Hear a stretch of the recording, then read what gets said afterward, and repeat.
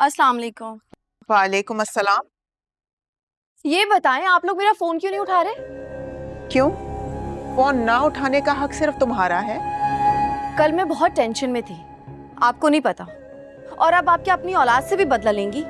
माँ बाप कभी भी अपनी औलाद से बदला नहीं लेते। खैर छोड़ो, ये बताओ सुबह सुबह कैसे आना हुआ तुम्हारा? अम्मी 12 बजने वाले हैं और आप मुझे अंदर आने का नहीं कहेंगी? या आप एनी ने आपको इस बात के लिए भी मना कर दिया? अरे वो क्यों मना करेगी? क्योंकि आजकल आप और बाबा उसके कहने पर अमल जो कर रहे हैं। देखो एमल, अपनी बहन से इतनी बदगुमानी ठीक नहीं है। ठीक ही कह रही हूँ मैं। खुद तो वो दूर हो ही गई है और आप लोगों को भी मुझसे दूर कर दिया है। उसने दूर नहीं किया है, तुम खुद दूर हुई हो। देखा, खूब कान भरे उसने आपके, सब समझ रही हूँ मैं। क्या हो गया इसे? देख लिया आप लोगों ने एनी की हरकत। मुझ पे भरोसा करने के बजाय उसने गैर पे भरोसा किया है। उमर पे मेरा ज्यादा हक है या फिर वो उस आया का? आराम से बात करो, सुन लेगी वो। तुम्हें हक है, पूरा हक है। लेकिन अगर तुम खाला से ज्यादा माँ बनने की कोशिश करोगी तो एनी को तो ऐसा ही लगेगा ना कि तुम उसका बच्चा छीनने की कोशिश कर रही हो। तो आ गई आप भी एनी की बातों में। तुम्हारा रवैया तो हमें शक में मुब्तला कर रहा है अमल। तुम क्यों तंग कर रही हो एनी को? और कल जो कुछ हुआ है वो मुझे बताया है एनी ने। आपकी चहीती ने थप्पड़ मारा है मुझे और आप कह रही हैं कि मैं उसे परेशान कर रही हूँ।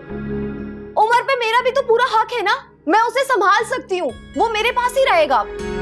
उमर पर हक जता के उसको संभालने के बजाय पहले अपने आप को संभालो।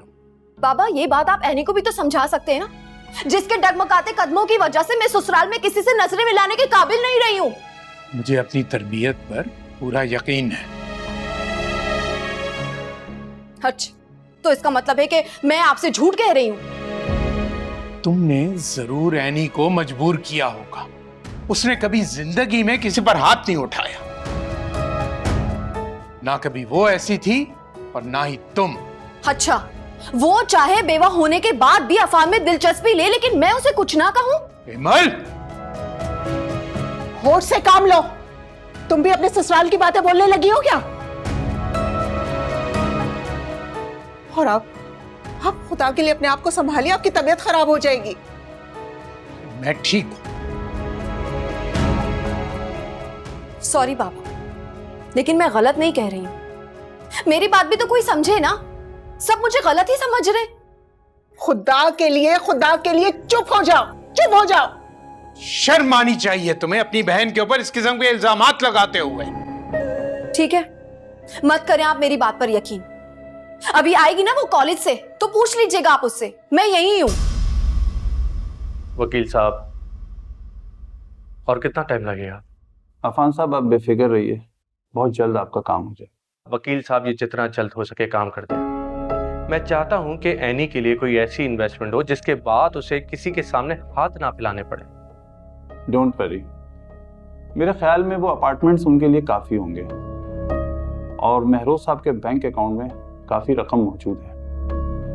आप प्लीज़ बस ये कीजिए कि जितनी जल्दी मुमकिन हो एनी बीबी का बैंक अकाउंट खुलवा दीजिए, क्योंकि कुछ दीगर मामलात में कुछ टाइम लग सकता है। ठीक है, तब तक वो अपने अकाउंट से वो अमाउंट इस्तेमाल कर लेंगी। वैसे मुझे एक बात समझ में नहीं आई, मैडम फाखरा क्यों अपनी बहू का हक मारना चाहती हैं? माशाल्लाह किस चीज की कमी है आप लोगों को? मम्मी बस अपनी चलाना चाहती है, आप जानते तो हैं।